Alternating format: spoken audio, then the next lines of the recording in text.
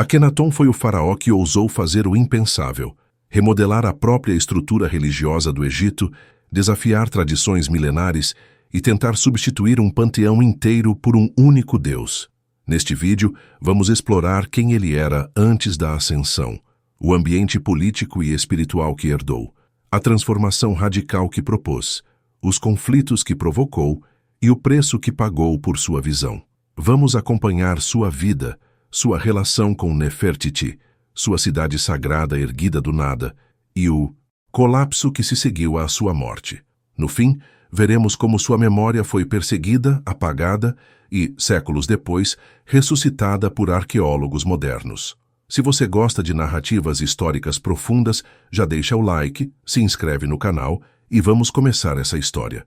Antes de se tornar a figura que mudaria drasticamente o curso da religião egípcia, Akenaton viveu seus primeiros anos envolto no esplendor da corte de Amenhotep III, um dos reinados mais longos, estáveis e artisticamente vibrantes da história do Egito. O jovem príncipe, então chamado Amenhotep, cresceu observando um império no auge de sua riqueza, irradiando poder sobre a Núbia, a Síria e diversas cidades-estado que enviavam tributos em ouro, lápis-lazuli, marfim e tudo aquilo que pudesse reforçar a imagem de abundância do faraó.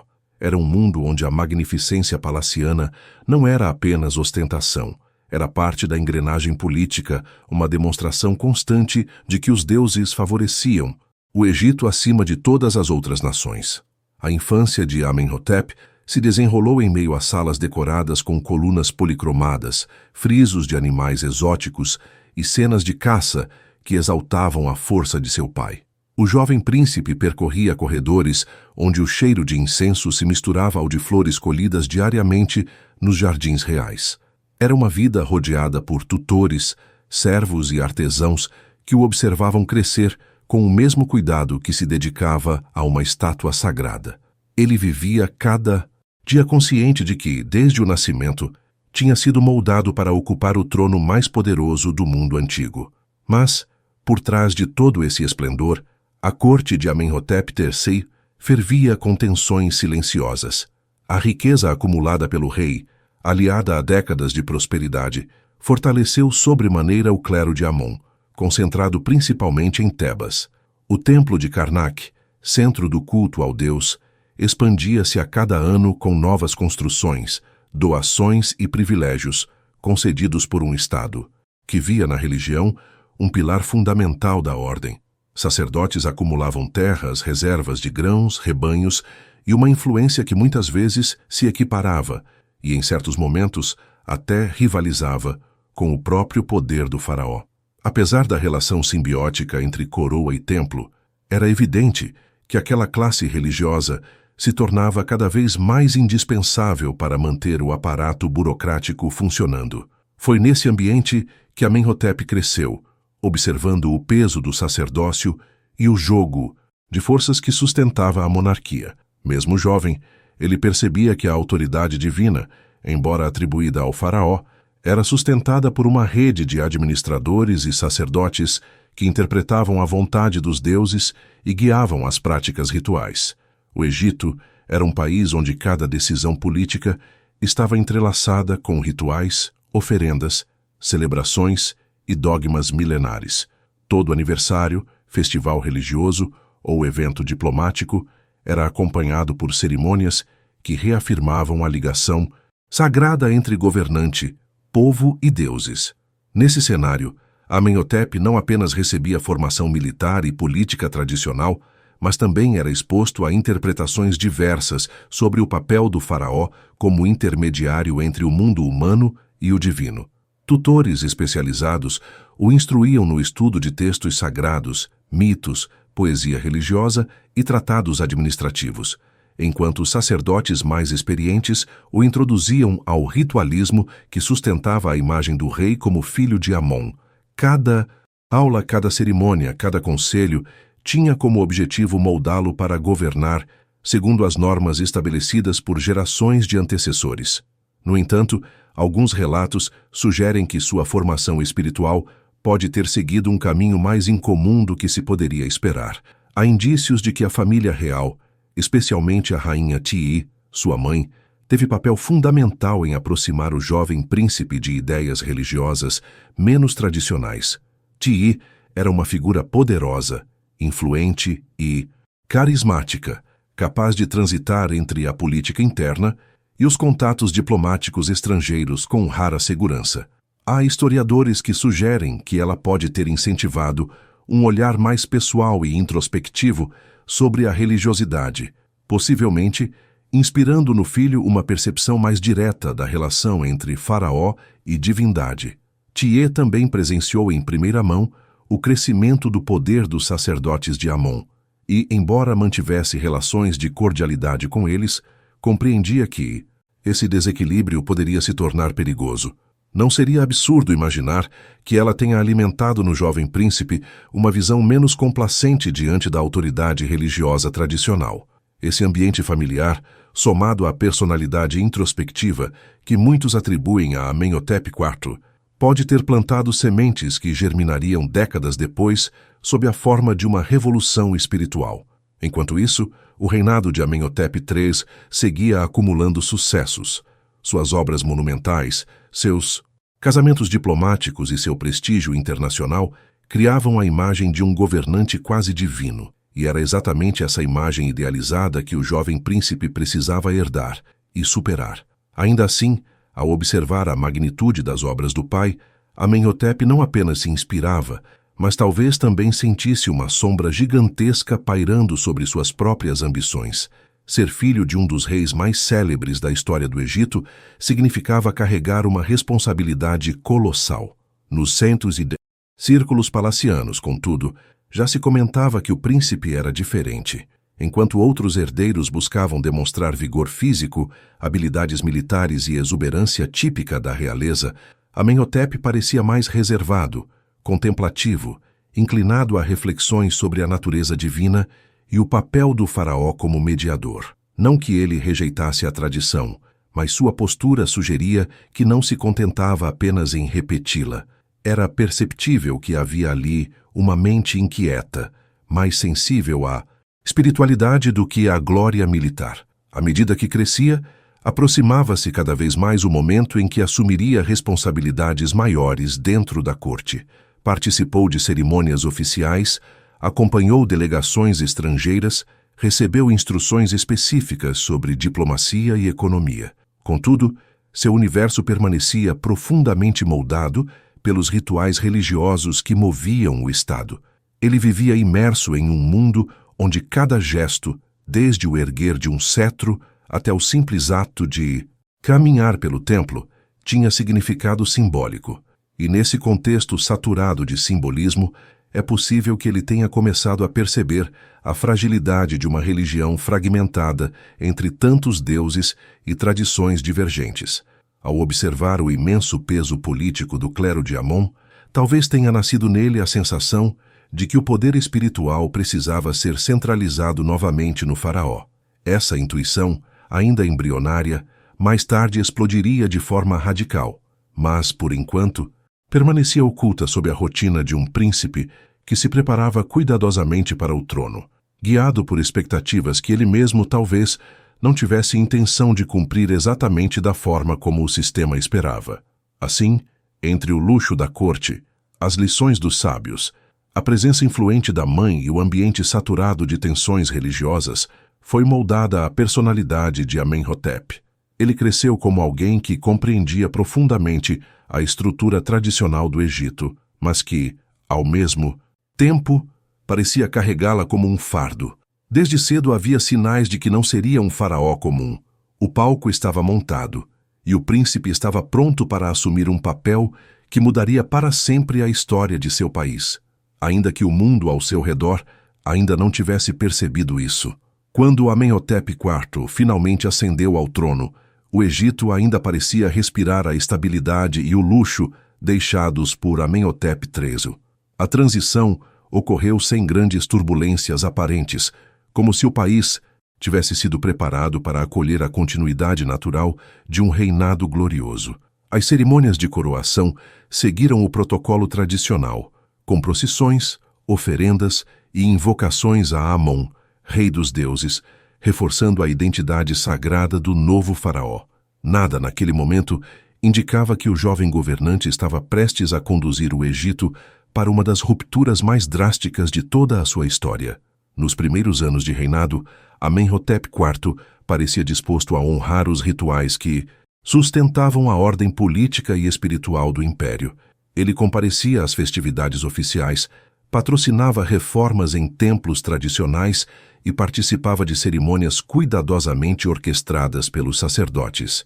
No entanto, quem observasse com atenção perceberia pequenas escolhas que soavam como sinais discretos de uma inclinação diferente, quase imperceptível, mas ainda assim real. Nos relevos e inscrições iniciais, Aten começava a receber um espaço um pouco mais destacado, como se fosse uma presença silenciosa, acompanhando cada passo do novo faraó. Ainda assim, qualquer mudança que Amenhotep IV ensaiava surgia envolta em um delicado equilíbrio. A elite tebana, composta por famílias influentes que controlavam desde recursos agrícolas até a estrutura administrativa, esperava um governante capaz de preservar os fundamentos da ordem. Os altos sacerdotes de Amon, muito próximos das decisões políticas, não correspondiam apenas a uma classe religiosa, mas formavam um verdadeiro bloco de poder que, para muitos, era indispensável para a estabilidade. Confrontá-los diretamente, naquele momento, seria impensável, mas contorná-los, redirecionando lentamente o centro espiritual para outras esferas, já parecia estar no horizonte do jovem rei. Amenhotep IV começou por iniciativas que dificilmente poderiam ser interpretadas como ameaça. Reformou templos dedicados a divindades importantes, mas direcionou recursos de maneira menos generosa aos complexos, associados ao clero de Amon. Incentivou artesãos a explorarem estilos mais fluidos, menos rígidos, o que ainda parecia apenas uma evolução estética. Ao mesmo tempo, promovia cerimônias que valorizavam a luz solar, fazendo menções mais frequentes ao disco radiante. Aten, não como uma divindade secundária, mas como uma força primordial que inspirava a própria vitalidade do rei. Essas nuances escapavam à percepção do povo comum, mas não passavam despercebidas pelos observadores mais atentos. Ainda assim, era impossível acusar o faraó de desrespeitar tradições. Ele parecia apenas desenvolver uma sensibilidade espiritual mais pessoal. E foi dentro desse movimento quase sutil que Nefertiti começou a emergir como figura central do novo reinado. A jovem rainha, cuja origem ainda intriga estudiosos, tornou-se não apenas consorte, mas parceira política e simbólica de Amenhotep IV. Seu carisma e elegância eram celebrados em representações oficiais que a mostravam ao lado do rei com uma frequência incomum. Em muitas cenas, Nefertiti aparecia em escala semelhante à do faraó, realizando rituais, participando de oferendas e recebendo bênçãos que, tradicionalmente, eram reservadas apenas ao soberano. Esse destaque não era mero capricho artístico. Indicava um projeto conjunto, uma nova maneira de encenar o poder do casal real. Nefertiti passou a desempenhar um papel ativo nas primeiras manifestações do culto ao Aten. Em relevos ainda tímidos, ambos aparecem, recebendo os raios luminosos do disco solar que se estendem sobre eles como mãos divinas oferecendo vida. A iconografia começava a sugerir que a relação entre o rei e esse deus solar era mais direta, mais íntima, quase pessoal, e a presença constante de Nefertiti reforçava a ideia de que esse vínculo extrapolava o indivíduo do faraó e se expandia para toda a família real. Enquanto isso, dentro de Tebas, os sacerdotes de Amon observavam com crescente inquietação essa movimentação simbólica. Embora o novo culto não tivesse ainda confrontado diretamente sua autoridade, a atenção crescente dedicada ao disco solar parecia, aos poucos, deslocar o eixo da religiosidade. O clero de Amon, acostumado a comandar grandes partes da economia tebana e a se beneficiar de vastas propriedades, percebia que o entusiasmo do faraó pela nova divindade trazia riscos potenciais. Não era apenas uma questão de fé, era uma disputa de poder. Amenhotep IV continuava a agir com cautela, mas firmeza. Iniciou reformas administrativas, para reduzir a dependência direta dos templos na manutenção das obras estatais. Incentivou a formação de novos grupos de artesãos e escribas que se reportavam mais diretamente à coroa do que às instituições religiosas tradicionais. Em paralelo, patrocinava projetos que exaltavam a luz solar como elemento unificador da criação. Tudo isso, embora ainda embrionário, já delineava uma direção religiosa particular, distinta dos cultos milenares que dominavam o Egito desde o início da civilização. O surgimento gradual de Aten, como divindade central, não se deu de maneira abrupta, ao contrário, foi um processo quase orgânico. Primeiro, as menções ao disco solar tornaram-se mais frequentes em hinos e inscrições.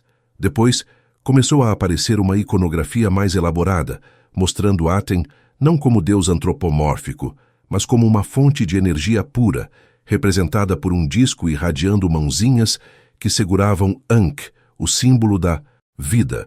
Essa nova representação tinha uma carga simbólica intensa. Aten não fazia parte de um panteão, mas transcendia as formas tradicionais dos deuses egípcios. Enquanto introduzia essas mudanças, Amenhotep IV mantinha uma postura diplomática com a elite tebana, participando de banquetes, festivais e celebrações tradicionais. Contudo, por trás desse verniz de conformidade, operava uma transformação silenciosa. Reorganizou a distribuição de recursos para templos, direcionando maior parte das doações para santuários dedicados ao disco solar. Criou espaços sagrados mais abertos, sem tetos fechados, permitindo que os raios de Aten iluminassem diretamente os altares. Essa simples escolha arquitetônica representava uma mudança profunda na forma como os egípcios compreendiam a relação entre o sagrado e o mundo. A corte, observando seu comportamento, começou a se dividir entre aqueles que se adaptavam às novas práticas e os que temiam desagradar o poderoso clero de Amon. Alguns oficiais mais jovens viram nas novas ideias uma oportunidade de ascensão, já que o faraó promovia indivíduos que demonstravam lealdade ao novo culto. Por outro lado, aqueles mais ligados aos templos tradicionais mostravam crescente hesitação ao prestar apoio irrestrito ao rei. Ainda assim, Amenhotep IV mantinha firme seu caminho, acreditando que Aten deveria ocupar um espaço maior no coração do reino. Nefertiti, sempre presente, atuava como ponte entre o faraó e setores da corte que se sentiam inseguros diante dessa nova orientação espiritual. Sua graça e habilidade política a tornaram essencial para suavizar resistências e cultivar apoio ao redor do casal real. Em muitos registros, ela é retratada praticamente como sacerdotisa, reforçando a ideia de que sua participação não era apenas cerimonial, mas parte integral do movimento que começava a tomar forma. À medida que o reinado avançava, ações antes discretas passaram a se tornar mais explícitas. O nome de Aten ganhava destaque maior nas inscrições, enquanto imagens do casal real em atitude de adoração ao disco solar tornavam-se mais frequentes. Os templos de Amon, embora ainda ativos, começavam a sentir uma diminuição no fluxo de privilégios e investimentos. A tensão se intensificava e o equilíbrio entre tradição e inovação tornava-se mais frágil a cada ano. Assim, os primeiros anos de reinado de Amenhotep IV foram marcados por essa dança delicada entre respeito às tradições e introdução progressiva de uma nova visão espiritual. Ele não rompia abertamente com o passado, mas preparava o terreno para uma transformação profunda. E ao lado de Nefertiti, consolidava a imagem de um líder que não buscava apenas manter o Egito como potência, mas redefinir a essência da própria relação entre o faraó, o povo e o divino. O que viria a seguir mostraria que essa fase de transição era apenas o prelúdio de uma revolução que surpreenderia todas as gerações futuras. A transformação que vinha sendo cultivada discretamente nos primeiros anos de governo finalmente deixou de ser um murmúrio para tornar-se um gesto público e inequívoco. Amenhotep IV, até então cuidadoso em equilibrar tradição e inovação, decidiu abandonar definitivamente o papel de herdeiro obediente das práticas milenares. A ruptura não veio de forma tímida, nem gradual. Ela se apresentou ao Egito como uma declaração clara de que o reinado anterior havia se encerrado e que um novo ciclo espiritual estava sendo inaugurado sob o brilho absoluto de Aten. O marco simbólico dessa virada foi seu próprio nome. Ao adotar o título Akhenaton, aquele que é eficaz para Aten, o faraó selou oficialmente o rompimento com a tradição de Amon, retirando do próprio nome a referência ao antigo rei dos deuses. Essa simples alteração, registrada em monumentos e decretos, foi mais poderosa do que qualquer discurso. Declarava ao país que a relação central do Estado não seria mais com o deus de Tebas, mas com o disco solar que iluminava todos os seres igualmente. Akhenaton deixava de ser apenas herdeiro de uma linhagem para se transformar no profeta de uma nova concepção divina. O impacto sobre o clero de Amon foi imediato. Embora ainda não houvesse uma perseguição declarada, o simples abandono do nome já retirava a aura de legitimidade que ligava o faraó ao deus mais poderoso do Egito. A partir desse momento, os templos de Amon começariam a enfrentar um processo de esvaziamento gradual, à medida que o rei direcionava privilégios, recursos e atenção exclusivamente ao novo culto. Até então, Aten era uma presença crescente. Agora, tornava-se protagonista absoluto. Akhenaton começou a substituir sistematicamente as imagens tradicionais nos templos por representações do disco solar, eliminando gradualmente cenas em que deuses antropomórficos interagiam com humanos. A iconografia de Amon, Mut, Khonsu e tantas outras divindades foi retirada de muitos espaços públicos, não por destruição completa. Isso ocorreria mais adiante, mas por um processo silencioso de apagamento.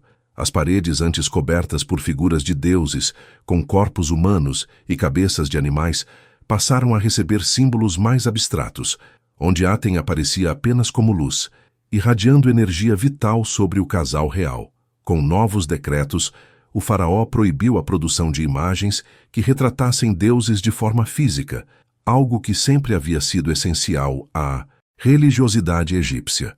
O povo, acostumado a ver os deuses em templos, estátuas e acolheres rituais, de repente se deparou com uma religião que fugia da concretude, apresentando uma divindade que não tomava forma humana nem animal. Essa ausência de corpo não era apenas uma mudança teológica, mas uma revolução estética que alterava completamente a maneira como o sagrado era percebido. Mas foi no campo artístico que a ruptura se tornou ainda mais evidente e chocante. Akhenaton promoveu uma revolução visual que abandonava os cânones rígidos que haviam definido a arte egípcia por mais de 1000 anos. A forma idealizada do faraó, que outrora representava perfeição e força, deu lugar a uma figura alongada, com rosto estreito, lábios cheios, quadris mais largos e barriga suavemente pronunciada. Esse novo estilo desafia interpretações até hoje. Seria uma representação simbólica para enfatizar sua natureza divina? Seria uma escolha consciente para ilustrar a humanidade do rei? Ou um código artístico que buscava refletir uma fusão metafórica entre masculino e feminino, ecoando a completude que Aten supostamente representava? Seja qual for a resposta, a arte de Amarna, nome que se daria a esse estilo mais tarde, marcou um abandono radical das proporções matemáticas rígidas, da postura frontal imutável e da hierarquia visual que sempre colocava o faraó acima de todos. Nas novas representações, Akhenaton e Nefertiti apareciam em cenas íntimas, brincando, com as filhas, oferecendo flores um ao outro, abraçando-se ou recebendo juntos os raios vivificantes de Aten. Era uma exposição de afeto jamais vista na iconografia faraônica, que até então priorizava distância, formalidade e ordem absoluta. Ao retratar a família real em seu cotidiano, Akhenaton não apenas rompia com convenções estéticas, mas criava uma nova linguagem simbólica. A proximidade do rei com sua esposa e filhas reforçava a ideia de que a família real era o canal exclusivo entre o Deus e o mundo dos mortais. A iconografia se tornava, assim, uma extensão da nova teologia, sugerindo que Aten chegava à humanidade apenas por meio do casal governante. A figura de Nefertiti, nesse processo, ganhou destaque ainda maior. As representações a mostravam com gestos confiantes. pescoço alongado, postura imponente e coroa alta, como se fosse a parceira indispensável na mediação entre o divino e o humano. Com as mudanças de estilo, outros aspectos da administração religiosa também começaram a se alterar. Templos dedicados a Aten foram construídos em Tebas e em outras cidades, mas diferiam completamente dos tradicionais santuários egípcios. Não tinham tetos fechados, eram projetados para que o sol iluminasse diretamente seus altares. Grandes pilonos, corredores escuros e espaços internos profundos foram substituídos por pátios abertos, ricos em colunas, onde a luz se espalhava livremente. A arquitetura deixava claro que a nova religião não buscava mistério nem silêncio, buscava exposição, clareza e total transparência diante da luz. Esse formato de templo, tão distinto, tinha implicações políticas profundas. Sem recintos internos e câmaras escuras, os sacerdotes perdiam boa parte de sua função de intermediários entre deuses invisíveis e humanos dependentes de rituais restritos. O culto de Aten, por sua própria natureza, minava o papel tradicional do sacerdócio, pois o próprio Deus se apresentava aos fiéis através de sua luz visível a todos.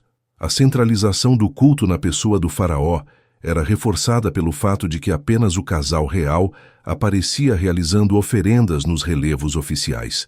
A população, os nobres e até mesmo os sacerdotes menores eram quase totalmente excluídos das representações. Esse movimento começou a gerar tensões mais explícitas. O clero de Amon, que por décadas controlava recursos imensos, sentia-se ameaçado. Akhenaton, por sua vez, não escondia mais suas intenções. Em decretos cada vez mais diretos, ordenou a redução de subsídios para templos tradicionais e exigiu que homenagens antes prestadas a diversas divindades fossem redirecionadas exclusivamente a Aten.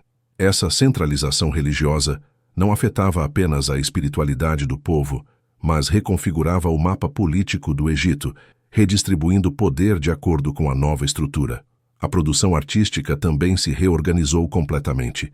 Escultores, pintores e escribas passaram a trabalhar sob novas diretrizes estéticas, produzindo obras mais livres, com cenas de movimento, detalhes naturalistas e expressões antes impensáveis. A suavidade dos traços contrastava com o formalismo tradicional. A espontaneidade substituía a rigidez. E essa transformação não se limitava ao palácio. Ela refletia um novo ideal de sociedade, onde a luz divina deveria se manifestar sobre tudo e todos, sem distinção.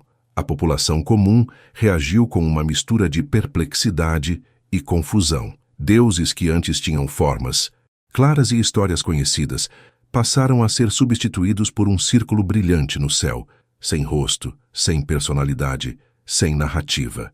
O novo Deus não possuía mitos, nem aventuras, nem família divina. Era uma força absoluta, distante e onipresente. Para muitos egípcios acostumados a uma relação concreta com suas divindades, essa mudança parecia estranha. No entanto, o poder do faraó e o brilho de sua corte irradiavam confiança, e boa parte do povo aceitava as mudanças por acreditar que o rei intermediário sempre respeitado sabia o que fazia. O impacto dessa revolução estética e religiosa ultrapassava a esfera espiritual, tocava a estrutura de poder, remodelava a identidade da realeza e reescrevia séculos de tradição visual egípcia. A nova arte deixava claro que o Egito havia entrado em uma fase em que o antigo mundo dos deuses seria lentamente substituído por uma visão singular centrada na luz, no círculo perfeito e no casal real. Era o início visível de uma transformação que em breve se tornaria irreversível. A decisão de abandonar Tebas, coração político e espiritual do Egito por séculos, não surgiu como um capricho isolado, mas como o ápice de uma longa tensão entre o faraó e o peso das tradições que pareciam esmagar qualquer tentativa de mudança. Akhenaton observava que, enquanto proclamava a devoção exclusiva a Aten, a velha Tebas continuava respirando o ar de Amon. Cada avenida, cada pilar, cada sombra projetada pelos templos gigantescos recordava o domínio espiritual que ele tentava dissolver. Ali, o passado era tão sólido quanto a pedra, e confrontá-lo diariamente significava lutar contra um mundo que se recusava a desaparecer. Assim, quando decidiu romper de forma definitiva, não apenas fez um gesto religioso, executou uma manobra profundamente política, retirando a própria corte do alcance dos sacerdotes e retirando dos templos o luxo que sustentava sua influência. Ele precisava de um novo palco, um lugar onde Atenas pudesse nascer sem rivais. O local escolhido ficava em uma curva do Nilo, cercado por colinas baixas e abertas, um trecho aparentemente vazio, sem grandes construções anteriores, sem santuários antigos, sem densidade simbólica acumulada. Para Akenaton, essa ausência era perfeita. A região oferecia um sentido poético de pureza. O horizonte formava uma espécie de círculo natural que lembrava o disco solar, e o sol se erguia de forma especialmente clara entre as ravinas, ao amanhecer. Nas inscrições fundadoras, ele declarou que Aten havia lhe revelado aquele ponto específico, como se a própria luz tivesse indicado onde deveria florescer a nova fé. E assim, a cidade recebeu o nome de Akhetaton, o horizonte de Aton, um portal entre o mundo terreno e o toque radiante do Deus solar. Akhetaton começou como uma visão quase impossível, um projeto colossal que exigia mobilizar milhares de trabalhadores, arquitetos, artesãos, escribas e administradores. Ritmo imposto era frenético. Akenaton não pretendia esperar décadas para ver sua ideia materializada. Blocos eram moldados com rapidez, em um tamanho padronizado que permitia encaixe imediato, agilizando construções que, em circunstâncias normais, levariam uma geração inteira. O resultado era uma cidade surgindo como se brotasse da areia, crescendo mês após mês, transformando o deserto antes silencioso em um centro pulsante de martelos, cantos de trabalho, poeira, ordens e movimentação constante. Para muitos que chegavam, a sensação era quase surreal. O mundo antigo ficava para trás, e tudo ao redor parecia experimental, inacabado, mas vibrante. Os templos ocupavam grande parte do espaço urbano, não marcados pela escuridão e mistério característicos dos santuários tradicionais. Não havia corredores estreitos, nem salas fechadas. Em Akhetaton, a arquitetura religiosa era aberta ao céu. Aten não era um deus para ser encontrado na penumbra, mas celebrado sob a luz direta do sol. Os templos funcionavam como vastos pátios, com altares expostos e pilões baixos, onde oferendas eram depositadas para que os raios solares tocassem diretamente o alimento, o incenso e os hinos recitados pelos sacerdotes do novo culto.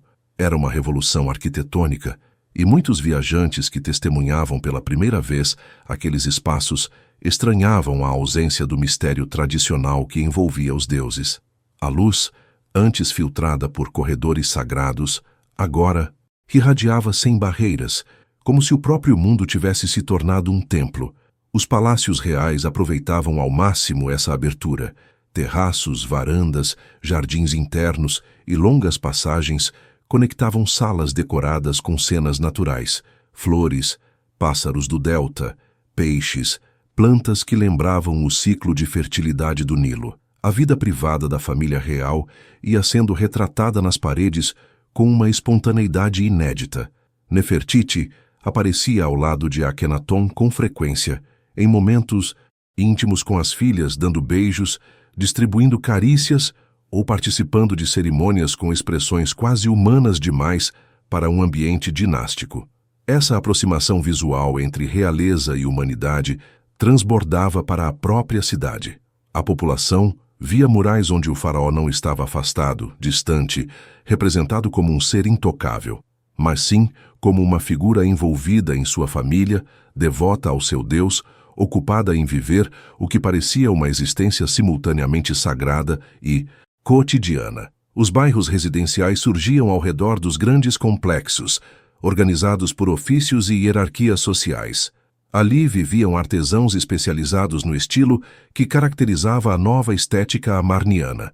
Escultores, pintores e ourives trabalhavam lado a lado, produzindo bustos, relevos e pequenas obras que seriam usadas tanto nos palácios quanto nos templos. As casas dos trabalhadores eram simples, mas projetadas com ventilação para suportar o calor intenso da região. E, apesar da pressa e da informalidade que marcaram a construção inicial, havia uma sensação de comunidade vibrante. Mercados se formavam próximo às vias principais, caravanas chegavam com alimentos, madeira, cobre, perfumes e cerâmicas, transformando Akhetaton em uma encruzilhada comercial que crescia dia após dia.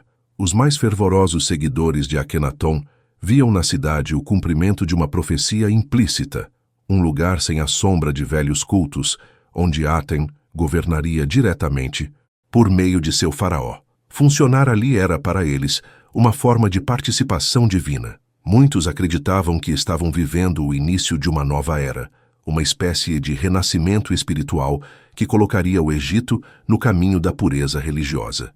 Para esses devotos, cada alvorecer era também um rito. O primeiro raio do sol que cruzava as colinas e iluminava os templos abertos era celebrado como um toque pessoal do Deus. Com o tempo, festivais começam a ser organizados, com procissões pelas ruas largas, músicas dedicadas ao disco solar e orações que evocavam a energia criadora da luz. Mas, para além do entusiasmo, havia também inquietações. A mudança repentina criava dificuldades logísticas. Transportar mantimentos para uma região antes desértica exigia esforço constante, e nem todos se adaptavam à nova vida com facilidade. Alguns membros da elite viam na mudança uma ruptura arriscada, que afastava a corte das antigas cidades onde o poder se sedimentara por gerações. Oficiais militares acostumados ao aparato administrativo estabelecido em Tebas e Mênfis precisavam reorganizar sistemas inteiros de comunicação, defesa e armazenamento.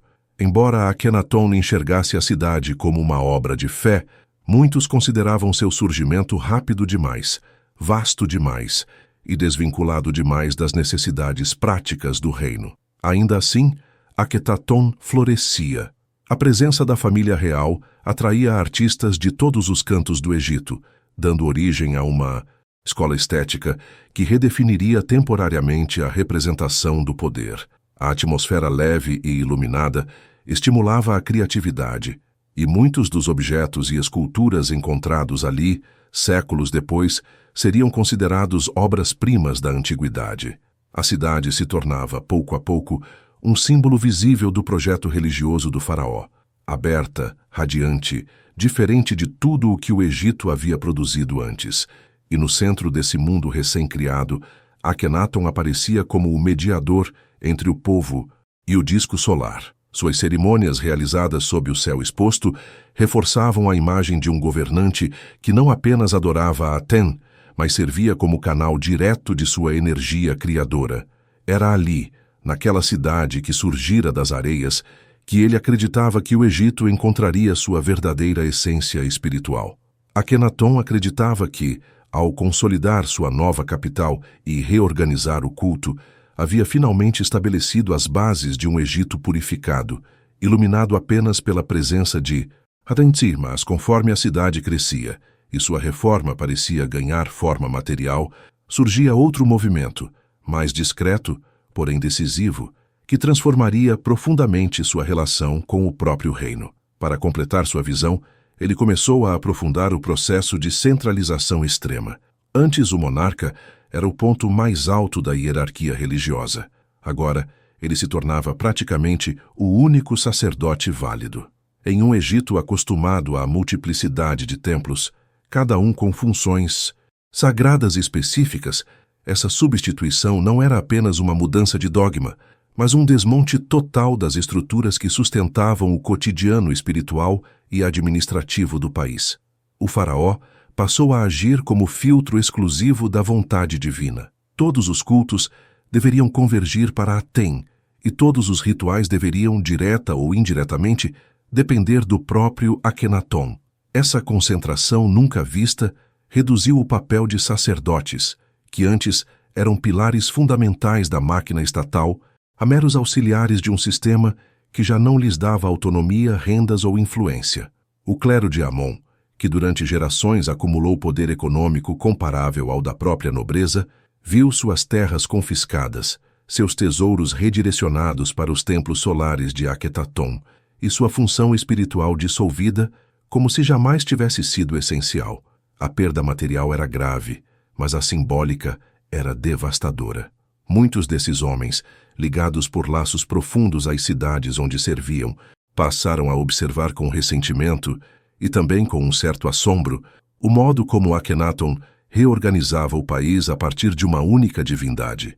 O resultado imediato foi um afastamento crescente entre o faraó e os centros tradicionais de poder. Regiões que antes se sentiam diretamente conectadas à corte começaram a experimentar um distanciamento inédito.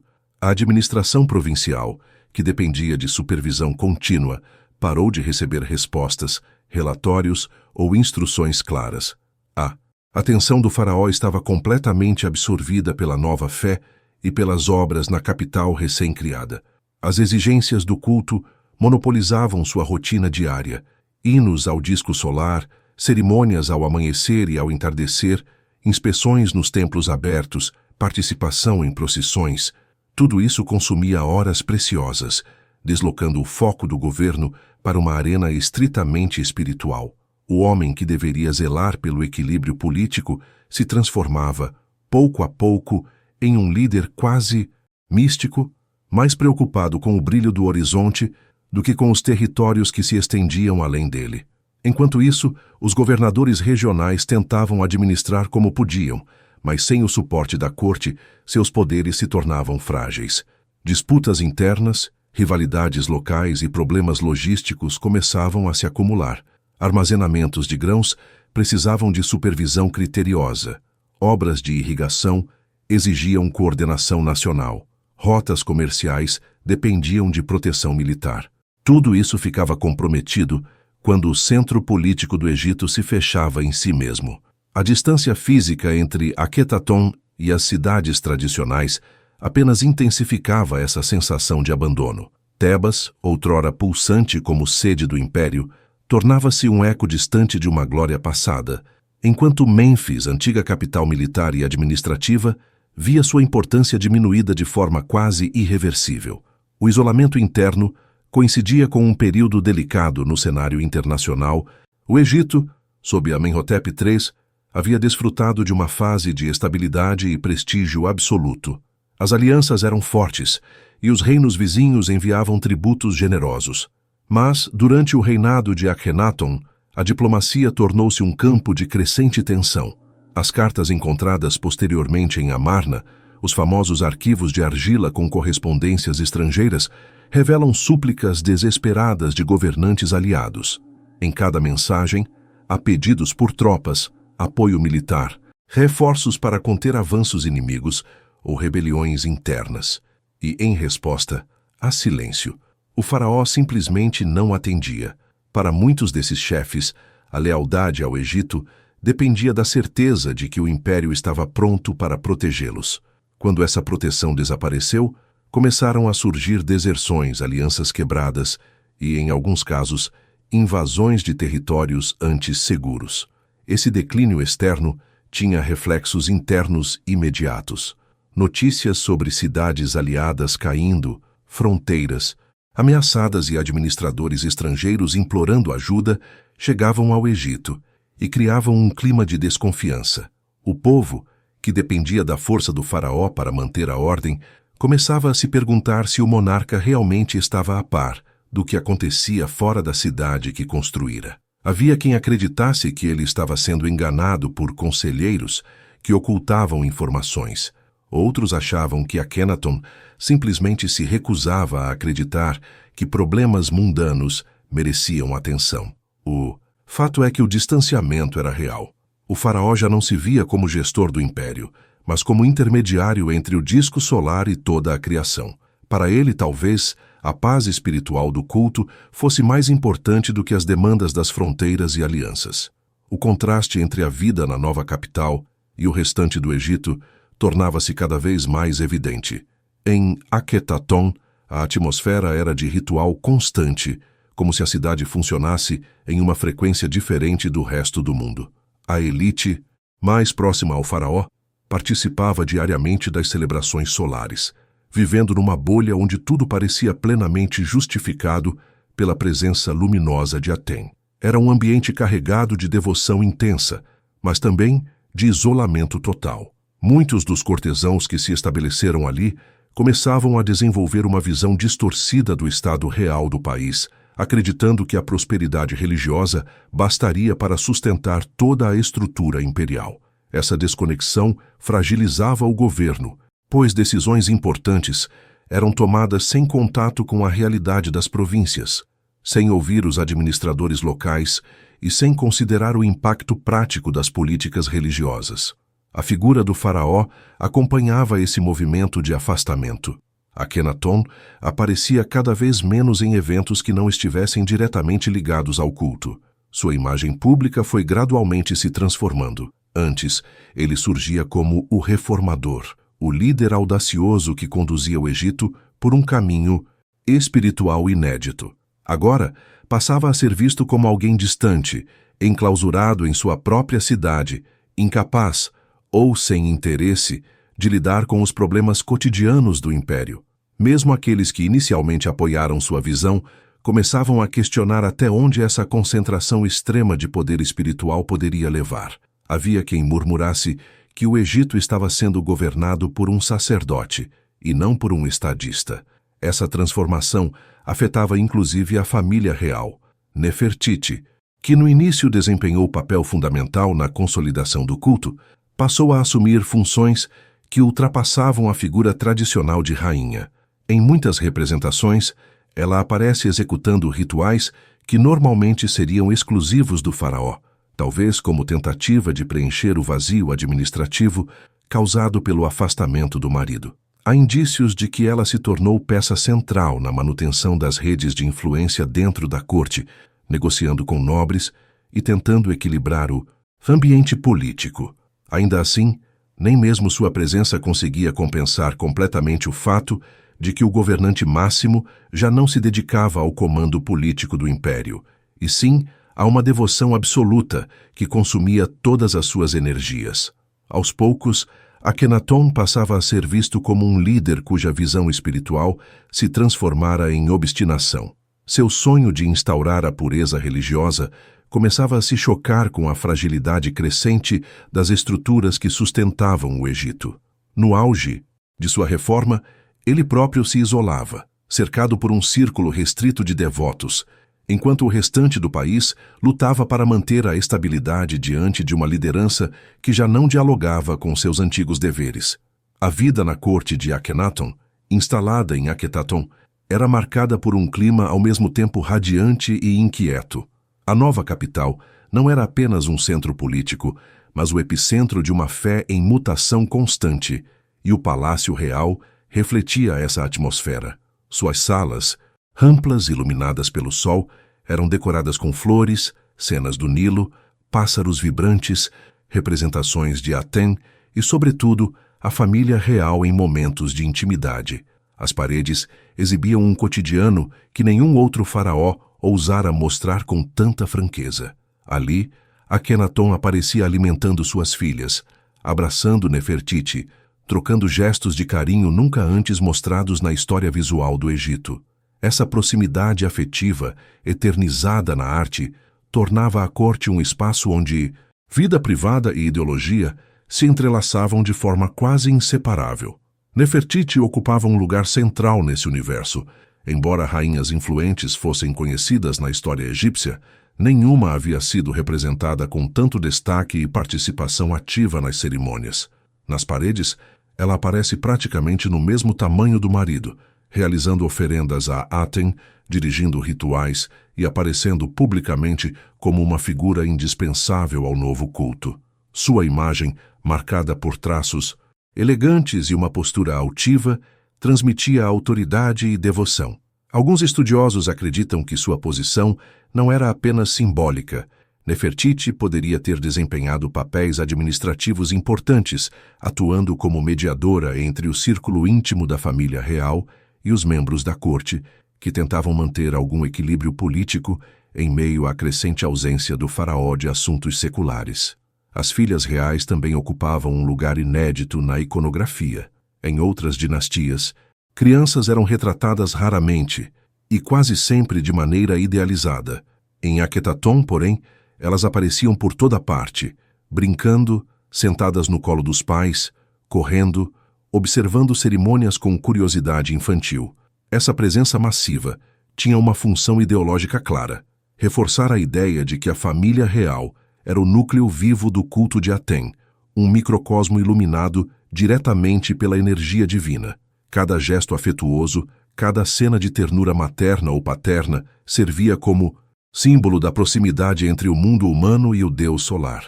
No entanto, esse foco intenso sobre a família também levantava tensões silenciosas, especialmente à medida que a corte começava a se transformar em um ambiente onde cada expressão artística também era uma afirmação política. Dentro do palácio, a rotina se dividia entre cerimônias públicas, reuniões restritas e uma vida familiar que, embora celebrada pelas imagens, era atravessada por pressões constantes. A ausência de herdeiros homens, já que Akhenaton e Nefertiti tiveram apenas filhas, alimentava especulações e inseguranças. Em um Egito estruturado sobre sucessão masculina, essa lacuna criava murmúrios que jamais poderiam ser abertos. Os cortesãos se perguntavam como o futuro da dinastia seria assegurado.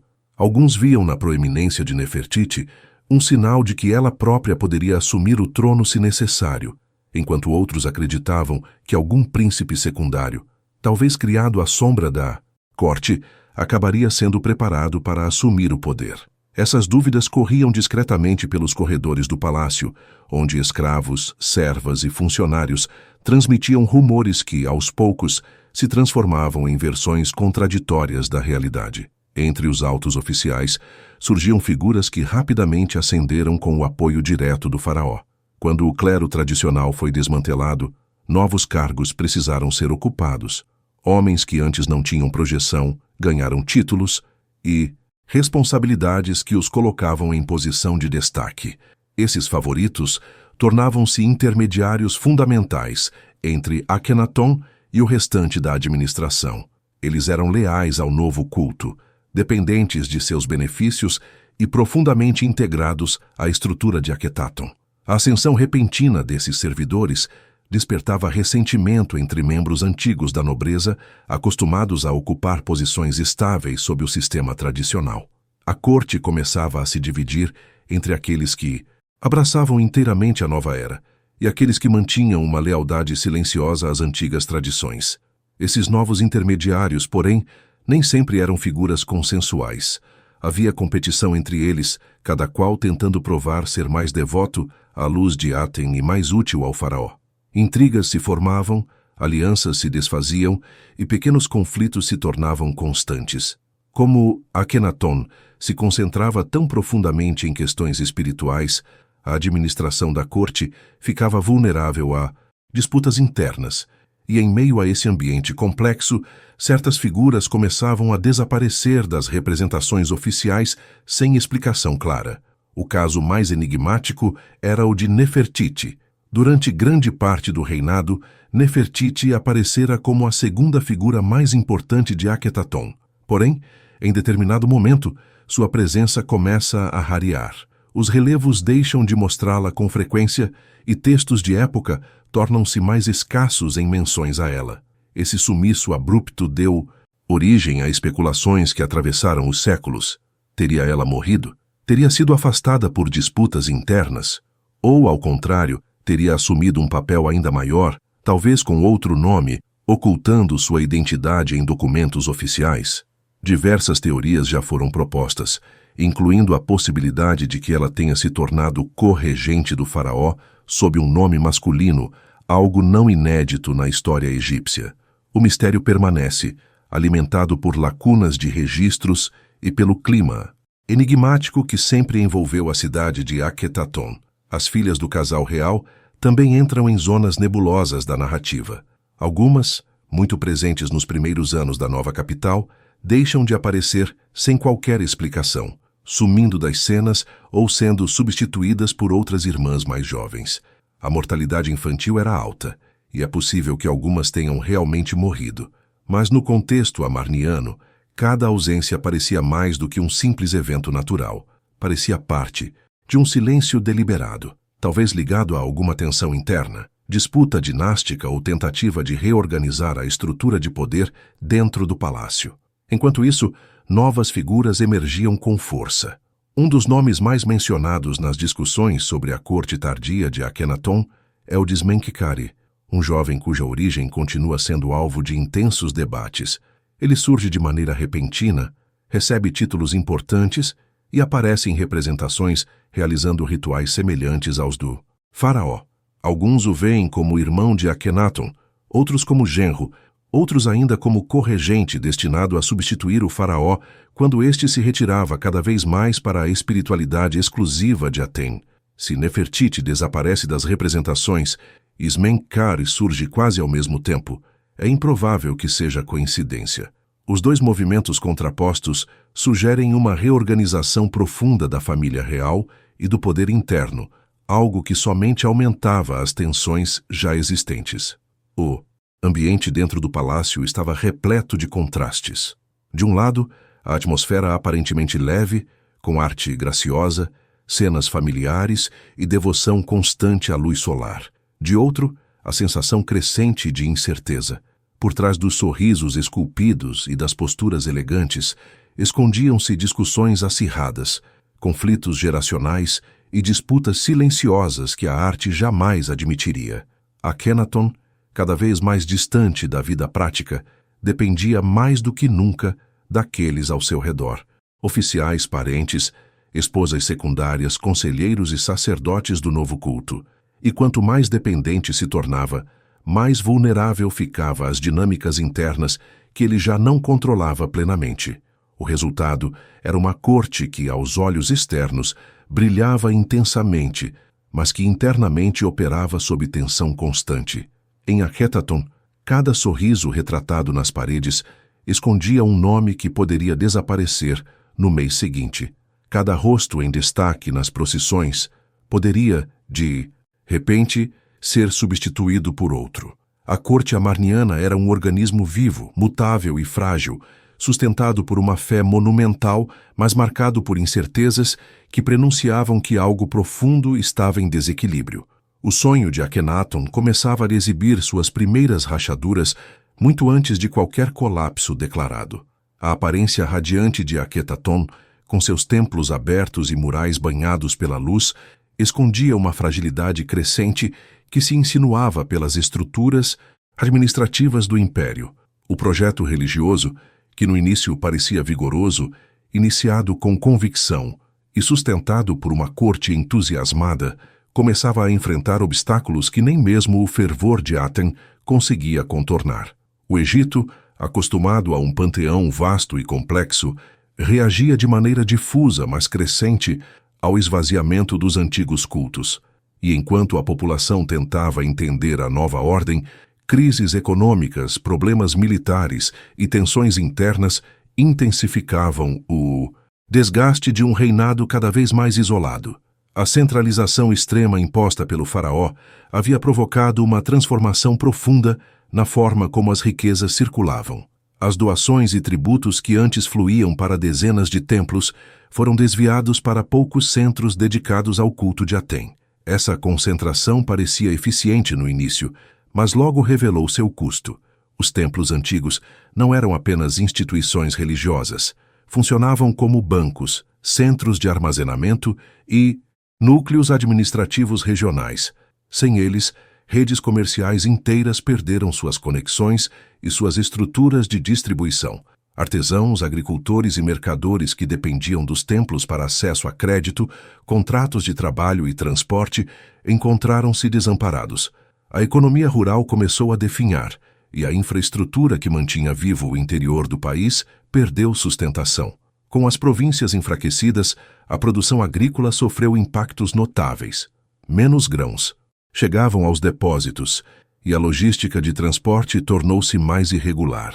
A população das regiões distantes, que até poucas décadas antes vivia sob uma administração estável e previsível, passou a sentir os efeitos de uma corte que, enclausurada em Akhenaton, parecia incapaz de responder às necessidades básicas do reino. Faltas pontuais de alimentos, não chegavam a provocar fome generalizada, mas eram suficientes para gerar inquietação, especialmente em áreas onde o apoio aos antigos cultos permanecia forte.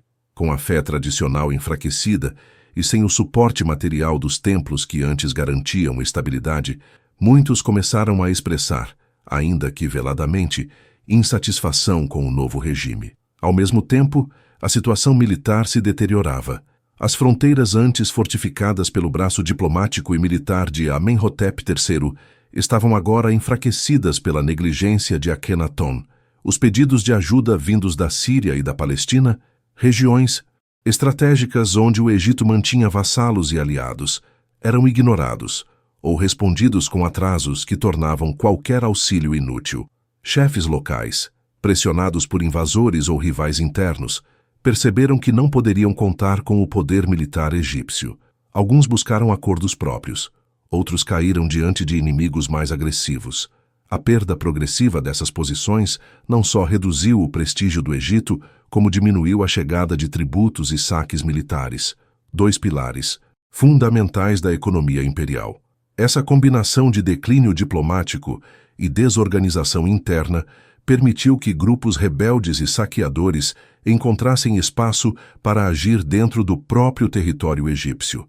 Houve regiões onde surtos de violência local foram registrados, e a ausência de respostas rápidas da corte contribuiu para a sensação de que o Estado deixava de exercer sua autoridade.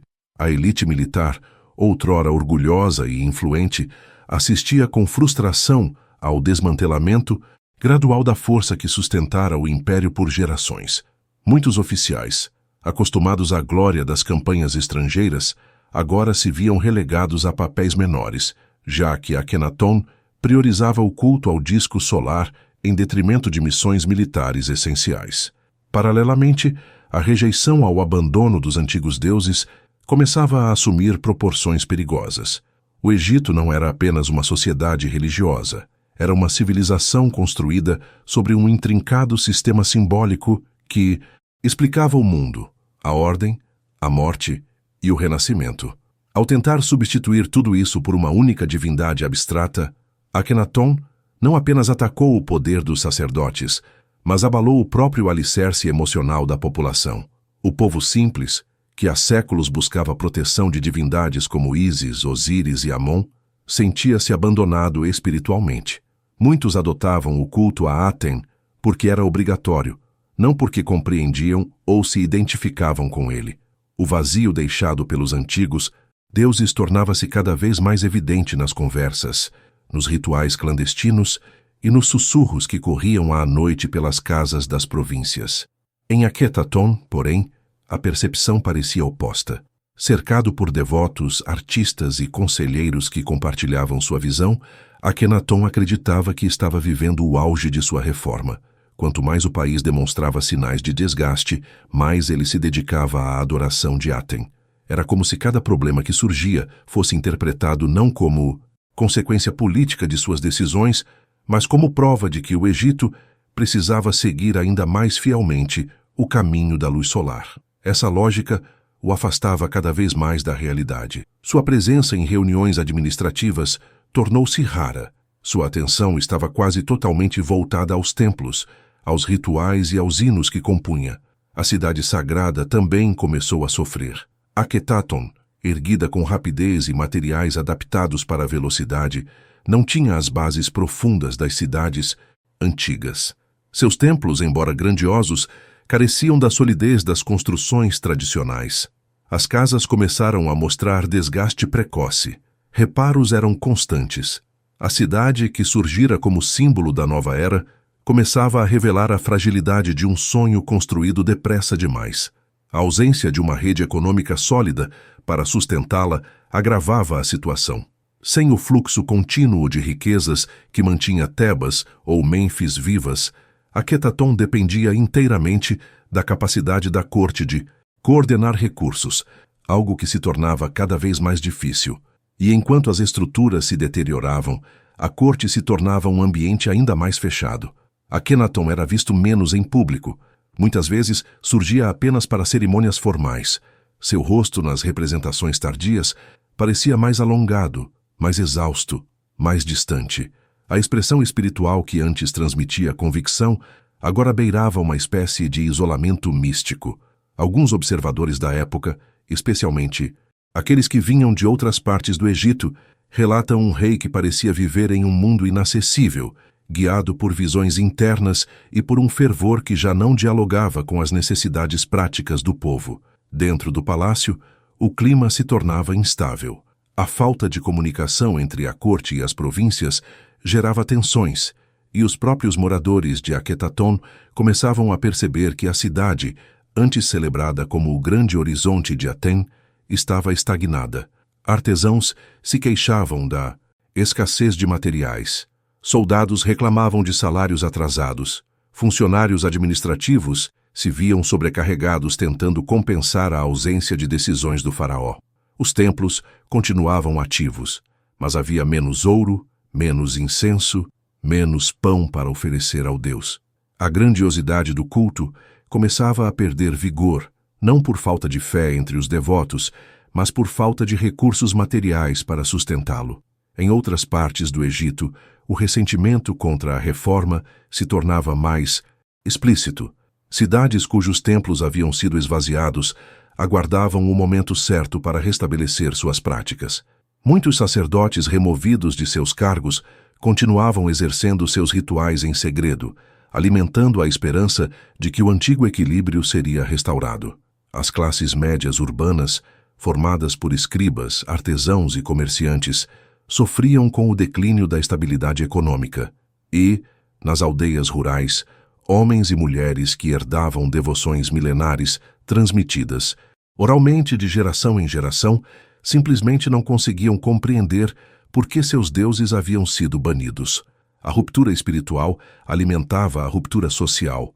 O resultado era um Egito internamente fragmentado, militarmente enfraquecido e economicamente abalado, um cenário que ameaçava desmoronar a qualquer momento. E no centro desse cenário, Akhenaton, mergulhado cada vez mais profundamente em sua adoração solitária, parecia incapaz de ver o país que se desfazia lentamente ao redor de seu horizonte sagrado. Seu projeto religioso, que nascera como uma tentativa de renovação espiritual radical, transformava-se agora no símbolo de uma era marcada por tensões, desordem e desilusão. A morte sempre foi uma presença organizada na cultura egípcia, algo que se preparava com cuidado e precisão. Mas quando Akhenaton se aproximou de seus últimos anos, o clima em Akhetaton não tinha nada da calma ritual que os faraós costumavam cultivar. O império estava pressionado por todos os lados, interna e externamente, e o próprio governante parecia cada vez mais consumido por sua visão espiritual. As fontes do período são escassas e fragmentadas, mas juntas revelam um cenário de incerteza, onde decisões mal explicadas e personagens enigmáticos orbitam o trono como sombras. A sucessão, que em dinastias mais estáveis seguia uma lógica de transmissão cuidadosa, tornou-se um enigma repleto de lacunas.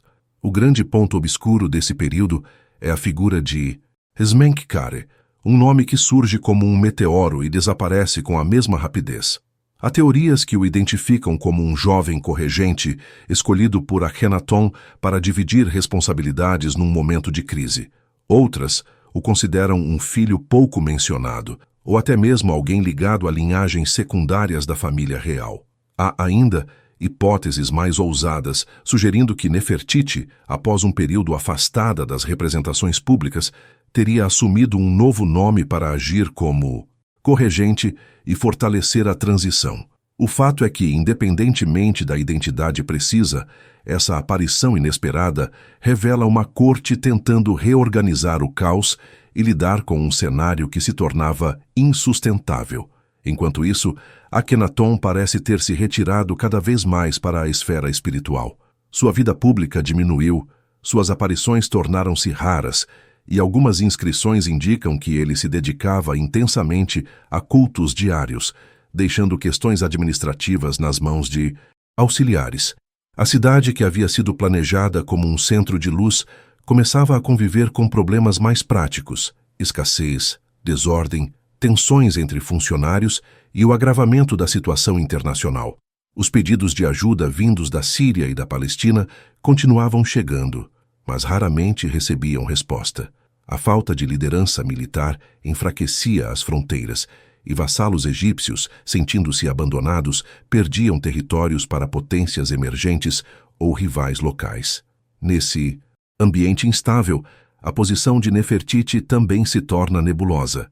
Existem indícios de que ela permaneceu altamente influente, independentemente de sua ausência temporária em algumas representações.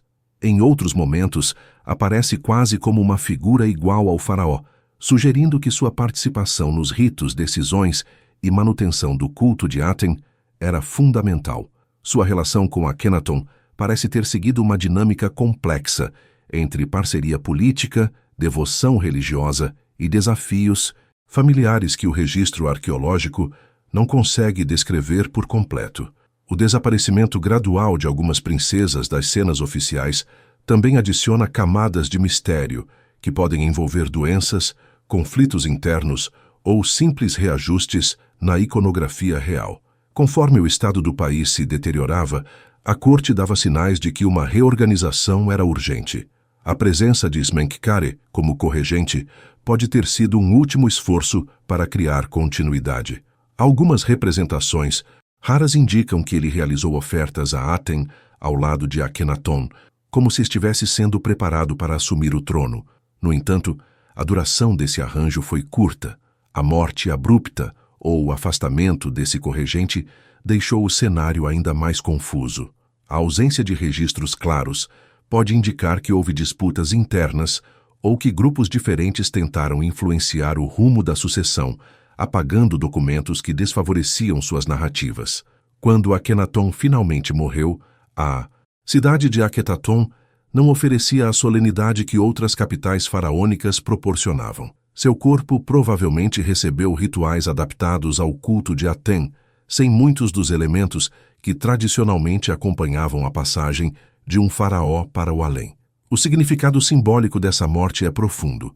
O líder de uma das reformas mais radicais da história egípcia deixava um país dividido, uma economia cambaleante e uma estrutura religiosa que, sem ele, carecia de sustentação. Aten, tão exaltado, não tinha sacerdotes independentes, rituais profundamente enraizados ou tradição suficiente para sobreviver sem o impulso direto do faraó que o proclamara como o único Deus digno de adoração. Após sua morte, a corte parece ter entrado num período de rearranjo frenético. Smenkhkare, se ainda vivo, pode ter assumido o trono por um curto período, mas logo desaparece da história, possivelmente vítima da mesma instabilidade que consumia a cidade. Em seguida, surge outro jovem, Tutankhaten, que mais tarde se tornaria conhecido como Tutankhamon. A substituição do sufixo Aten por Amon em seu nome se tornaria um gesto emblemático, mas nesse momento inicial, ele ainda era uma peça dentro de um tabuleiro dominado por cortesãos que buscavam restaurar a influência perdida dos antigos templos. À medida que os novos governantes tentavam reorganizar o país, começou imediatamente um esforço para abandonar o legado de Akhenaton. Parte da família real foi relocada, os templos dedicados a Aten foram desativados e, pouco a pouco, a cidade de Akhetaton foi esvaziada. A memória do faraó passou a ser vista como um erro grave, um desvio perigoso que deveria ser corrigido e, se possível, apagado. Esse processo não se deu de uma só vez, mas começou logo após sua morte, impulsionado por grupos que desejavam estabilizar o Egito sob fundamentos tradicionais. O nome de Akhenaton foi eliminado de diversas listas reais, suas imagens foram destruídas e seus registros intencionalmente mutilados. A sucessão turbulenta, o desaparecimento de figuras importantes e a tentativa de reorganização política revelam que o reinado não terminou com a tranquilidade que se espera de um faraó. Sua morte foi o marco de uma restauração que se aceleraria nos anos seguintes e que transformaria a maneira como ele seria lembrado. O caos administrativo que acompanhou seus últimos anos tornou-se o combustível para que seus adversários construíssem uma narrativa de fracasso inevitável, justificando assim a reaproximação com os deuses tradicionais, Akhenaton partiu sem ver o colapso total de seu projeto, mas deixou para seu sucessor imediato a tarefa impossível de segurar um edifício que já desabava por todos os lados. A morte de Akhenaton abriu espaço para um movimento que vinha ganhando força silenciosamente nos bastidores: a restauração das antigas tradições. Era como se, com o desaparecimento do faraó que dedicara sua vida a Aten, o Egito respirasse pela primeira vez após anos de sufocamento religioso e político. A corte, pressionada por uma elite enfraquecida e por templos desmantelados, moveu-se com rapidez. O culto a Amon, outrora o coração espiritual do império, ressurgiu com intensidade, impulsionado por sacerdotes que não estavam dispostos a permitir que o episódio atenista fosse lembrado como algo legítimo. A restauração não era apenas espiritual. Era um processo de reconstrução política, econômica e simbólica, que buscava recolocar o Egito no eixo que tradicionalmente o sustentara. O jovem Tutankhaten, herdeiro ainda criança, tornou-se a figura ideal para conduzir esse retorno. Fragilmente posicionado e incapaz de governar sozinho, permitiu que seus conselheiros moldassem sua imagem conforme as necessidades do momento. Entre eles, Ai e Horemheb se destacavam como as figuras mais influentes. Ai, próximo da antiga família real, fornecia legitimidade e continuidade. Horemheb, por outro lado, representava força, disciplina e capacidade militar, qualidades urgentes num país que perdera territórios aliados e confiança internacional. Esses homens entenderam que a restauração não poderia ser parcial. Se o Egito quisesse recuperar sua posição, era preciso desmontar o legado de Akhenaton de forma sistemática. Uma das primeiras decisões visíveis foi a mudança do nome do jovem faraó. O menino que ascendera ao trono como Tutankhaten, a imagem viva de Aten, rapidamente se tornou Tutankhamon, a imagem viva de Amon. Esse gesto carregava um simbolismo profundo. Era uma declaração pública de que o culto exclusivo a Aten havia terminado e que os deuses ancestrais estavam retomando seus lugares. Amon, outrora silenciado, voltava a ser o centro da devoção nacional, e Tebas, a cidade de seu grande templo, recuperava seu prestígio. Com essa mudança nominal, a corte enviava uma mensagem clara ao povo, aos sacerdotes e aos aliados estrangeiros. O Egito retornava ao caminho conhecido, valorizando a ordem, a tradição e a continuidade divina que sempre sustentara seu poder. A reabertura dos templos tradicionais foi um processo complexo. Muitos estavam degradados, abandonados desde o início do reinado de Akhenaton. Os locais de culto dedicados a Amon haviam sido saqueados, suas riquezas confiscadas e redirecionadas ao culto de Aten. A restauração exigiu recursos, trabalhadores e tempo, elementos escassos depois de anos de negligência administrativa, mas a força dos templos era grande, e sacerdotes determinados moveram céus e terra para reconstruir seus domínios. Em diversas regiões, multidões foram mobilizadas para limpar estruturas, restaurar relevos, reerguer colunas e reativar cerimônias que haviam sido proibidas. Era um retorno triunfal, que misturava devoção, política e a necessidade urgente de restabelecer a confiança da população. Enquanto isso, a cidade de Akhetaton enfrentava seu destino. A capital erguida por Akhenaton como o centro sagrado de Aten foi gradualmente abandonada. Sem o apoio administrativo, sem a presença de um faraó dedicado e sem os recursos que sustentavam seu cotidiano, a cidade começou a se desfazer. Suas casas foram deixadas para trás, seus templos perderam manutenção e seus palácios ficaram vazios. Para muitos, Akhetaton era um lembrete incômodo de um erro que precisava ser corrigido. O plano de apagá-la não se resumia ao abandono, visava sua eliminação simbólica. Estátuas foram derrubadas, relevos destruídos e inscrições mutiladas com precisão. O nome de Akhenaton tornou-se alvo de marteladas calculadas, apagado como se nunca tivesse existido. Era um processo de damnatio memoriae, digno dos regimes mais rigorosos, e o Egito o executou com frieza. No plano político, a restauração significava reconstruir relações externas. O país enfraquecera durante o período atenista, e muitos de seus territórios haviam sido tomados por rivais.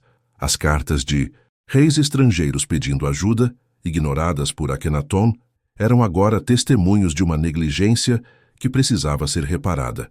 Horemheb, com sua experiência militar, iniciou um processo de reorganização do exército.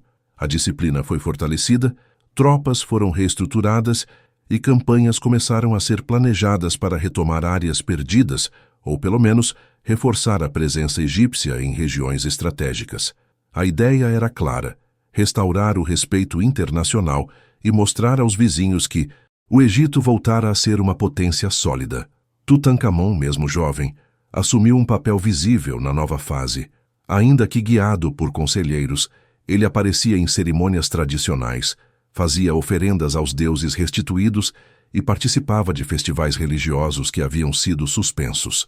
Seu reinado se transformou numa vitrine da restauração, e sua figura, ainda em formação, simbolizava inocência e recomeço. Não era culpa dele que o país tivesse passado por um período de crise. Ao contrário, sua juventude permitia que fosse visto como o faraó que curava antigas feridas, que reabria templos e que devolvia esperança ao povo. Era a imagem perfeita para uma narrativa que precisava convencer multidões. A destruição da memória de Akhenaton foi tão meticulosa que durante séculos seu nome desapareceu da história egípcia. Listas reais omitiram sua existência, monumentos foram retalhados e os sacerdotes de Amon trabalharam com afinco para garantir que o herege, como foi chamado posteriormente, não tivesse continuidade simbólica. Até mesmo a tumba de figuras associadas a ele foi alterada, com hieróglifos reescritos e cenas substituídas. O objetivo não era apenas apagar sua religião, mas eliminar o próprio homem. Para os restauradores, Akhenaton representava uma ruptura tão profunda e tão perigosa que apenas o esquecimento total poderia proteger o Egito de novas aventuras espirituais. No entanto, o processo de restauração não apagou por completo o impacto do período. Mesmo com a destruição, a arte amarniana deixou marcas, e certas mudanças de estilo continuaram influenciando gerações posteriores. Além disso, a lembrança do caos provocado pela tentativa de substituir todo o panteão serviu como um aviso silencioso para futuros faraós. O poder divino não podia ser manipulado tão facilmente. Os deuses eram parte da identidade do Estado, e mexer neles significava mexer em toda a estrutura social e política. À medida que o reinado de Tutankhamon avançava, a influência dos conselheiros aumentava. Ai e Horemheb tinham seus próprios projetos, suas próprias ambições e seus próprios interesses. Ambos sabiam que a restauração era apenas o primeiro passo. O próximo seria consolidar o poder numa nova era. Mas nesse momento, a prioridade era reconstruir o país e provar que o Egito era maior do que o experimento radical de um único faraó. O legado de Akhenaton se estende muito além de seu breve reinado e de sua tentativa audaciosa de remodelar o cosmos religioso egípcio. Ele deixou para trás não apenas ruínas e fragmentos de uma cidade abandonada, mas um debate que persiste até hoje. Quem foi realmente esse faraó que desafiou milênios de tradição? Para alguns estudiosos modernos, ele foi um visionário espiritual, alguém capaz de enxergar além do horizonte e propor um novo entendimento da relação entre humanidade e divindade. Para outros, foi um governante imprudente, cuja obsessão pessoal colocou em risco a estabilidade de uma das civilizações mais duradouras da história. Entre esses extremos, formou-se um personagem complexo, difícil de decifrar, que continua atraindo olhares fascinados e interpretações divergentes. A redescoberta de Amarna, no século XIX, mudou profundamente a percepção do mundo acadêmico sobre ele. Até então, Akhenaton era praticamente um fantasma histórico. Seu nome fora intencionalmente apagado das listas reais, seus templos destruídos, suas imagens marteladas, seus feitos silenciados. Apenas através das escavações meticulosas conduzidas por arqueólogos europeus, como Flinders Petrie e Ludwig Borchardt, tornou-se possível recuperar parte significativa da vida que pulsava na cidade construída por ele. As casas revelaram detalhes íntimos do cotidiano, Os relevos, mesmo mutilados, mostraram uma estética nunca vista. As inscrições trouxeram pistas sobre o funcionamento da administração e das crenças religiosas. De repente, um reinado, enterrado por seus sucessores, voltava à vida. A arte amarniana foi talvez o primeiro aspecto a captar a atenção dos estudiosos. A maneira como a família real era retratada, em cenas carinhosas, com gestos de afeto, expressões suaves e corpos alongados, destoava completamente da iconografia tradicional egípcia. Essa mudança estética provocou debates intensos. Alguns viram nela uma revolução planejada, um rompimento consciente com a formalidade faraônica. Outros sugeriram que se tratava de um estilo ritualizado, com significados ocultos, relacionados à espiritualidade de Aten. Ainda há quem proponha que a aparência singular de Akhenaton nas representações poderia estar ligada a alguma condição física ou mesmo a um ideal simbólico que buscava expressar proximidade com o divino. O fato é que, mais de 3.000 anos depois, a arte produzida durante seu reinado continua desafiando interpretações simples. No campo religioso, o debate é ainda mais acalorado. Akhenaton frequentemente aparece como uma figura precursora do monoteísmo, alguém que teria intuído a existência de um Deus único muito antes das grandes religiões abraâmicas. A ideia é sedutora, embora controversa. Muitos egiptólogos afirmam que o culto de Aten não chega a ser um monoteísmo no sentido moderno, já que outras divindades não eram necessariamente negadas em nível conceitual, mas sim politicamente suprimidas. Outros observam que Aten não era exatamente um deus acessível ao povo, mas uma entidade cuja adoração era mediada exclusivamente pelo faraó e por sua família. Ainda assim, não há dúvida de que Akhenaton promoveu a forma mais radical de centralização religiosa da história egípcia, algo que por si só já o coloca como uma figura excepcional. As motivações por trás dessa revolução também são objeto de intermináveis discussões. Alguns especialistas argumentam que o impulso religioso foi genuíno, nascido de uma experiência mística ou de uma convicção profunda na presença de um único poder criador. Outros veem na transformação um movimento essencialmente político, uma resposta ao enorme poder acumulado pelos sacerdotes de Amon, cuja influência econômica rivalizava com o próprio Estado. Há também teorias que combinam os dois elementos, sugerindo que Akhenaton acreditava verdadeiramente em Aten, mas também percebeu que a nova doutrina lhe permitiria consolidar a autoridade absoluta. Nesse entrelaçamento de fé e estratégia, o faraó surge como um líder complexo, movido por crenças profundas e por ambições igualmente intensas. Quando Amarna foi desenterrada, o impacto cultural não ficou restrito ao campo acadêmico. Escritores, artistas, filósofos e pensadores modernos se deslumbraram com a figura de Akhenaton. Ele passou a representar a ousadia humana diante de instituições rígidas, o espírito rebelde que confronta tradições e tenta remodelar a realidade. No século XX, autores viram nele um precursor de ideias universalistas, enquanto psicanalistas exploraram seu papel como símbolo de ruptura com estruturas psicológicas ancestrais. Suas representações artísticas serviram de inspiração para movimentos modernistas que enxergavam na estética amarniana uma antecipação da sensibilidade contemporânea. Em muitos imaginários, Akhenaton tornou-se o faraó filósofo, alguém que ousou pensar diferente e pagou caro por isso. Mas esse fascínio moderno também gerou exageros e distorções. Algumas biografias romantizaram seu reinado, descrito quase como o de um pacifista iluminado, alheio às práticas militares tradicionais. Outras obras o trataram como precursor direto do monoteísmo judaico-cristão, uma leitura que carece de evidências. Há ainda interpretações esotéricas que o transformaram em símbolo de mistérios ocultos, muitas vezes afastando-se completamente da arqueologia. Tudo isso contribuiu para ampliar sua aura, mas também para desfigurá-lo. O desafio dos pesquisadores contemporâneos é compreender Akhenaton sem cair na idealização ou na demonização. enxergá-lo como um homem inserido em seu tempo, tentando reorganizar um mundo cheio de tensões, limitações e expectativas sociais.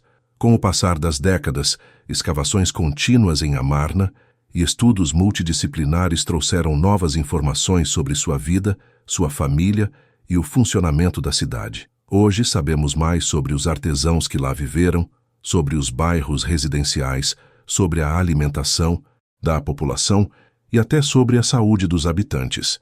Esses dados ajudam a contextualizar melhor o reinado e a entender como sua visão repercutiu não apenas na elite, mas em pessoas comuns que precisavam sobreviver em meio às transformações políticas e espirituais. A arqueologia revelou que a cidade não era apenas um centro religioso, mas um espaço vivo, cheio de trabalhadores dedicados, administradores, soldados, artistas e famílias inteiras que tentaram construir um futuro naquela capital recém-nascida. Apesar da tentativa de apagá-lo, Akenaton emergiu da poeira do tempo como uma das figuras mais intrigantes do Egito Antigo. Seu fracasso político não eliminou a força de sua ousadia. Sua visão religiosa, mesmo derrotada, deixou uma marca que se estende por séculos de reflexão. Sua arte tão singular continua a desafiar padrões estéticos. Seu nome, apagado por seus sucessores, voltou a ocupar um espaço central nos estudos egiptológicos. No fim, o legado de Akenaton talvez resida justamente nessa capacidade de provocar questionamentos. Ele foi um líder que ousou romper com tudo que era considerado imutável, movido por uma crença profunda ou por um desejo imenso de controle, e que abriu um capítulo único na longa história egípcia. Seu reinado não perdurou, sua cidade não sobreviveu, sua religião desapareceu quase tão rapidamente quanto surgira, mas sua figura resistiu ao apagamento. Renasceu das ruínas e hoje se apresenta como um símbolo da eterna tensão entre tradição e inovação, entre estabilidade e transformação, entre poder e fé. E talvez seja por isso que, mais de 3.000 anos depois, continuamos falando dele. Akenaton não foi apenas um faraó, foi uma ruptura. E rupturas, por mais curtas que sejam, têm o poder de ecoar pela eternidade.